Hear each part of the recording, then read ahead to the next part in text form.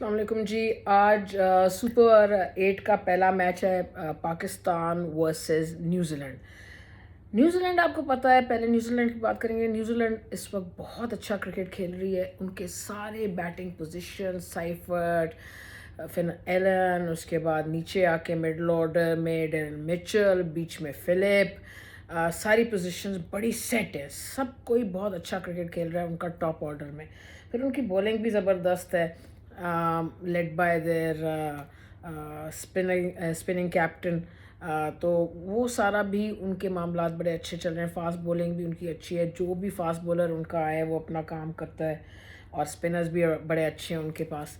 तो उनकी हर चीज़ जो है बड़ी सेट चल रही है, और एक it's there a difficult team to defeat. इस तरह आसान टीम नहीं है वो हराने के लिए। तो पाकिस्तान को क्या करना पड़ेगा? देखें, किसी भी टीम के लिए 3 स्टेजेस होती हैं, मैच खेलने की, जीतने की, और जो मैच है उसको एक सारी प्रॉब्लम्स ओवर करने की। फर्स्ट स्टेज होती है आपने राइट स्क्वाड पिक करना होता है। सेकंड होता है कि वो जो स्क्वाड आपने पिक किया होता है उनको रोल डेफिनेशन देनी होती है हर प्लेयर को, कि टॉप ऑर्डर ने किस स्ट्राइक रेट से खेलना है, क्या रोल है, कितने ओवर्स खेलना है, फिर मिडल ऑर्डर में आके किसका क्या रोल है, उसने किस तरह खेलना है, और फिर जो फिनिशर्स होते हैं उनका क्या रोल है, ऑलराउंडर का क्या रोल है, उसके बाद बॉलिंग का क्या रोल है। और थर्ड होती है, रोल आपने दे दिए, उसके बाद उस प्लेयर की सारा कुछ उसकी एक्सिक्यूशन पे डिपेंड करता है कि ग्राउंड में वो रोल जो उसको दिया गया है कप्तान की तरफ से और हेड कोच की तरफ से, वो उसको कैसे एक्सिक्यूट करता है, नहीं करता। जो करता है वो टीम में खेलता रहता है, जो नहीं करता वो उसको कहते हैं कि जी फॉर्म नहीं है और हम प्लेयर को रिप्लेस करें।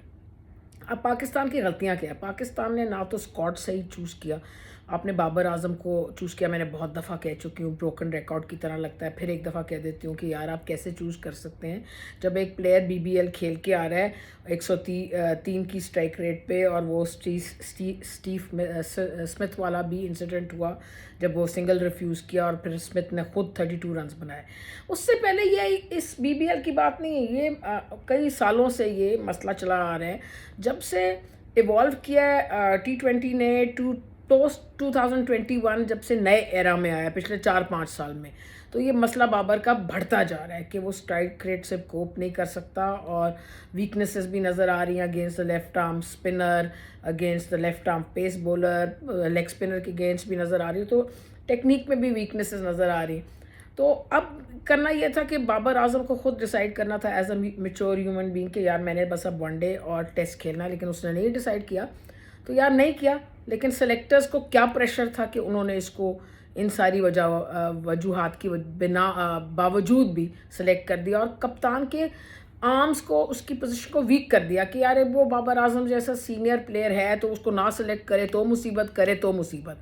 तो सलमान अली आगा के लिए आपने सेलेक्टर हजरात जो भी आप हैं, मुझे तो नाम भी नहीं पता आपके, सच्ची बात क्योंकि मुझे तो मोहसिन नकवी का नाम पता है, मुझे लगता है सारा कुछ मोहसिन नकवी साहब कर रहे हैं। लेकिन ये सिलेक्शन के जो मामलात हैं, जो भी आप सिलेक्टर हैं इस वक्त, आपने किया होगा किस पे, क्यों आपका, या आपकी अपनी अकल ही ऐसे, या आपको कहीं से प्रेशर आ रहा है, अल्लाह जाने। मैं इस बातों पे कोई कमेंट नहीं करी, ये छोटा सा कमेंट था मैंने जो किया।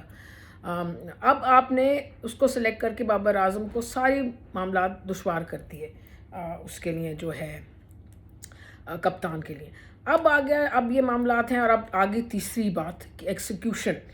तो जब रोल ही सही नहीं होंगे, कप्तान ने, मैनेजमेंट ने रोल नहीं दिए होंगे, वो खुद ही कंफ्यूज्ड होंगे। एक प्लेयर भी मैं आपको बताऊं बहुत कंफ्यूजन कर देता है, नंबर 4 पे किसको खिलाएं। अगर वो ना होता तो वह नाफे और आप फ़खर को खिलाते, जो भी अच्छी फॉर्म में होता, या उनको इंटरचेंज कर लेते, या फ़खर को ऊपर भेज देते, साइम को नीचे भेज देते। ये अब आप नहीं कर सकते क्योंकि बीच में बाबर आजम की जो मसाइल है, मुसीबत है। सो एनीवेज, अब आज पे आ जाते हैं। आज पाकिस्तान ने ये करना है कि अगर कप्तान स्ट्रांग है तो वो नहीं खिलाएगा बाबर आजम को, क्योंकि पिछले मैच को बैट ही नहीं कराया उसको, वो सब आते रहे, उसने बैट नहीं किया। लेकिन अब ये बहुत ही ब्रेव कप्तान मैनेजमेंट होगी अगर ये कर सकती है। और फिर आपने अगर टॉस जीते तो प्लीज़ पहले बैट करें, 170-80 रन्स लगाएं बोर्ड पे, सब अपना रोल डेफिनेशन अच्छी तरह करें, ओपनर्स, मिडल ऑर्डर, स्लॉगर्स, फिनिशर्स, वो करें और फिर आप अपनी बॉलिंग पे डाल दें जी ओनस। अब दूसरा एक और मसला बड़ा डिस्कस हो रहा था कि दो जो हैं ऑलराउंडर्स नवाज़ और शादाब, उनका दोनों का कोई तुक नहीं बनता। पाकिस्तान दोनों के साथ जाता है, लेकिन फिर आपका स्पेशलिस्ट स्पिनर अरबाज ड्रॉप हो जाता है क्योंकि नीचे आप उस्मान तारिक को खिलाते हैं। तो ये मसला भी आज देखेंगे कि क्या होता है क्या नहीं। ये तो खैर जब टीम अनाउंस होगी तो उससे पता लगेगा। और फिर आप उस्मान तारिक की यूजेज कैसी होती है आपकी, और फिर कितना प्रिपेयर्ड है हमारे स्पिनर्स के ख़िलाफ़ न्यूजीलैंड, उस पर भी डिपेंड करता है। तो इंटरेस्टिंग मैच होगा। लेकिन ये सारी जो बातें मैंने बताई, New Zealand difficult side to defeat in current form, बड़ा वेल ऑयल्ड उनकी मशीनरी है, सिस्टम चलता है, प्लेयर्स चलते हैं, रोल्स पे बड़ा वो ज़बरदस्त खेलते हैं। पहले जो 5 बैट्समैन हैं उनके या 6 बैट्समैन, वो बहुत आप किस तरह उनको काबू रखते हैं उस पर डिपेंड करता है। फास्ट स्कोरिंग बैट्समैन है और रुकते किसी चीज़ पे भी नहीं है, डरते नहीं है। 2 विकेटें भी गिर जाए तो उसी तरह तेज़ खेलते हैं, चाहे 15 रन पे 2 विकेटें गिरें या 3 गिर जाएँ। तो ये सारी चीज़ें पाकिस्तान के कप्तान के लिए, मैनेजमेंट के लिए देखने वाली हैं। इंटरेस्टिंग मैच होगा। अगर पाकिस्तान टॉस जीते, प्लीज़ पहले बैट करें, 170-80 रन लगाएं और फिर आगे अपने स्पिनर्स से रोकें उनकी बैटिंग को। और अगर वो पहले बैट करते हो तो जल्दी आउट करें और चेजिंग कैपेबिलिटी करें, जो पाकिस्तान के पास इतनी अच्छी नहीं है।